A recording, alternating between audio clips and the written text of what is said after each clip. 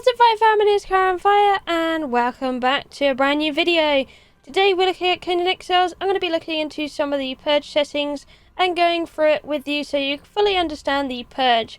So we'll be going over some of the basics that you need to know, some of the server configurations, and some of the commands that you can get to actually force certain purges to spawn to you. So if you wanted, say, the Beast Tamer purge to spawn and you wanted to force that spawn, you can actually do that. As well as how single player works with the purge as well, because it has certain conditions that it will spawn under and certain that it will not, that I found out during my testing. So to quickly give you a basis, if you have no idea what the purge is an event that can happen in Conan Exiles where a group of bandits of different creatures or animals or people can come along and they will try their best to destroy your base in any shape or form.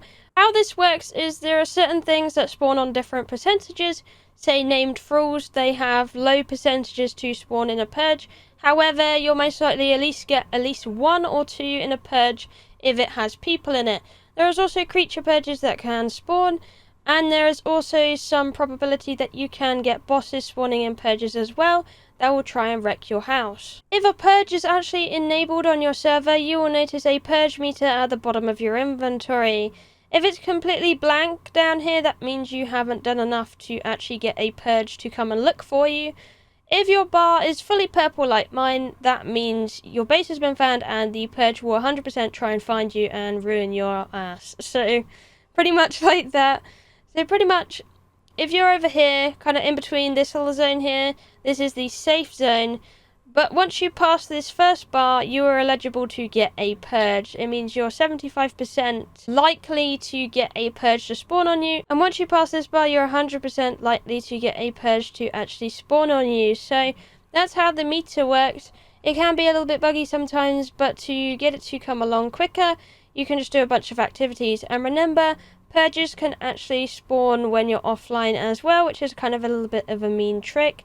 Depending on how your admin has set it up, but definitely unofficial, they can come for you offline. So it's good to have some good defenses around your base if you notice your purge meter is filled up. Another thing about purges I recommend you do, if you live in a certain place in the map, then looking at the purge wiki is actually really helpful, because on here they have a map that you can look at that shows you the borders of where the purges affect. So if you were to look on this map and you lived in, let's say you live in the unnamed city somewhere, well, let's say these lot here are going to affect you and the areas outside the unnamed city. So you see this big blue box that's appearing on screen right now? That's the area of effect that this purge has. So this is the total area where a legion of demons can affect people. And it shows you how many waves they can also go up to as well. And this can link on to more information as well, so that's really handy. So you can see around here you got a few creature purges in there that will be, not too bad at least. But remember, the higher the map you go, the more vicious it usually can get. That's kind of how it goes anyway. But you can see, even this purge over here can affect over here. And then another purge over here can affect the whole map. So this is a roaming bandit purge. So you can check out which purges affect you where you live and in what area. And remember, if you have several bases on the map, that doesn't really matter. They're just going to kind of pick one. But usually if you spend a lot of time around it, whilst you're about to get purged, then you usually kind of pick that one, but it can also just go random as well to your bases on the map.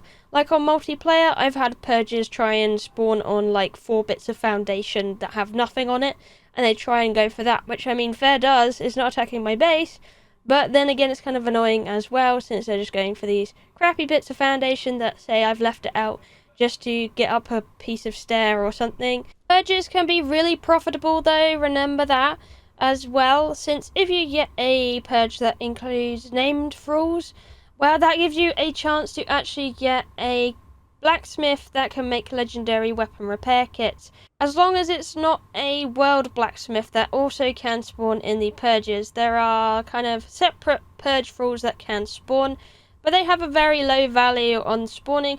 But you should at least get 1 or 2 if you have a people purge that are special, at least, usually. Unless you're seriously unlucky with the rolls. Remember, area on a purge is really important as well. I've explained this to a few people in the comments before, but I just want to clarify it here. if you say have a base in a tree house that is only the base you have on the map, then here's where a problem can start. I've had it so many times happen to me, so I just want to pre-warn you. If there is no path for the purge to find to walk to your base, they will most likely spawn in your base. So this can be everything and anything under the sun, and it will ruin your time. So a way to combat this is if I put a few foundations at the bottom of the tree, they could then use a different path to come to my base. But if you give them no options, no path, say you live on an island, they're going to spawn on your island if they can. But they can also, you can also get lucky, but I recommend leaving them a path. A way to do this is also adding a bridge across the water, so they can walk across that bridge or attack the bridge. So that's a really good way to combat it. There has been quite a few bugs with it, but I just want to say that's a really kind of efficient way to deal with that issue. Now say you want to test the purges around and you have no idea what to do with it. Well, you're pretty much going to open your console box, which is what I've done here. You can see right at the bottom there's a big black box. And you can type in a few commands. So for single player to actually get it to work for me, I have to type in more specific kind of commands in there.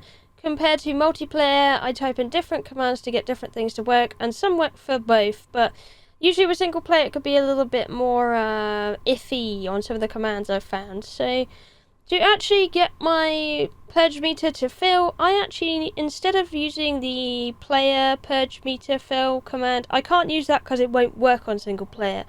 But if I use the following command, fill all clan purge meters, that will actually fill my clan purge meter so I can trigger the purge to start. And if I wanted the purge to start immediately from where I'm clicking on it, I can also type in this command, start player purge. That will start the player purge, and then I can go ahead and enjoy it. It may take like about a couple of minutes for it to realise that I've typed that in. That's why I have these slow-mo commands down there. So the slow-mo 1 and 20, I can speed it up, wait a little bit for it to trigger, and then go back down to 1 so I can actually play it at a good rate.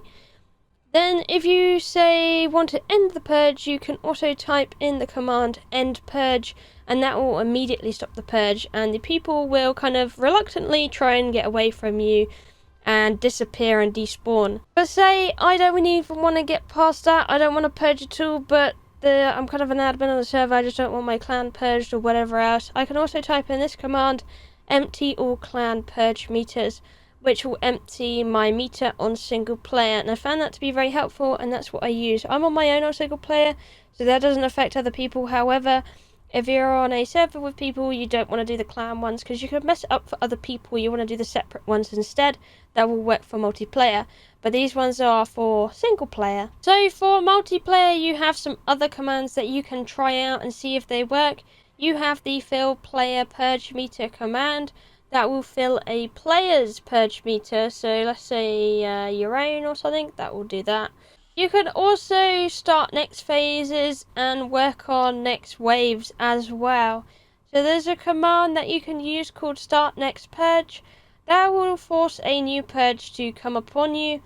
Then there's also another command called start next wave, which will pretty much start the next wave of the purge. Say you're on wave 1 of the purge, but you want wave 6, well, you have to type it in about 5 times to get to the wave 6. So that kind of gives you an idea about some of the commands that you can use. Now I'd like to have a look at some of the server settings that you can set for people that will have access to these server settings and be able to configure this. So you can disable and enable by unchecking this box. Currently this means I've enabled the purge so far. Then you have the purge levels. So if you want to set it to 1 or 2, that's pretty much the best levels if you want the easiest kind of purges that are not really going to spawn any bosses on you unless you're extremely unlucky. But most actual purges on this kind of level will not include bosses in their spawn pool. However, if you set it to 3, this is what I call the golden zone, because it seems to be so good and I love using it. It really makes it most likely that you're going to get some good thralls coming in your purge. Say if you've got a purge that is a mix of creatures and there's some thralls in there, well, it's going to make it the best kind of environment that you can get thralls to spawn on you. And I found this over and over again through testing out for the years I've played Conan on the purge. Then you have kind of 5 and 6. This is where you're going to get a lot of hardcore mode coming in, because bosses will pretty much kind of spawn on you every single time in the purge. So it will be the most likely the highest whacked up kind of settings you'll get to get the hardest things coming to you to try and kill you. It's also pretty good for thralls as well, but again, 3 is the golden zone for that.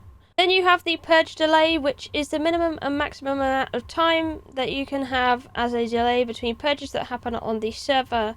Say a couple of clans on the server have a purge, so I got 1 minute here for another one to go and have another purge. So there's barely any delay I have here, but say you want a proper full delay there, you can set it all the way up there, and then you can get a really big delay. Then there's also restrict purge time, so you can as well set it to certain weekdays and weekends at certain times. So if you had like all European members and you didn't want a purge to affect them overnight and destroy their base while they're sleeping, well, this is a really good idea, because then you can set this to be in a set time.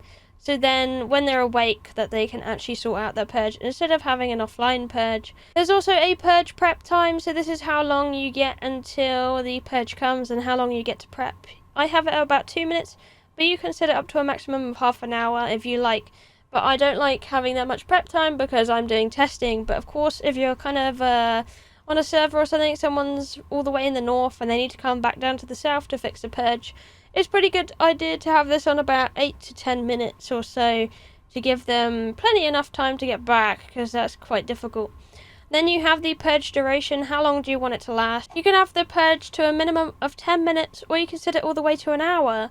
I found really, like, the default you get is 30 minutes. That's what people are going to get on official. But I find 30 minutes way too long for a purge. I think you get the waves done within that time, or it's just like a relentless kind of spawn of death and it takes way too long. Half an hour is way too long for me. So I either set it to about 20 minutes. I think that's a really good spot. 15 minutes also a nice spot.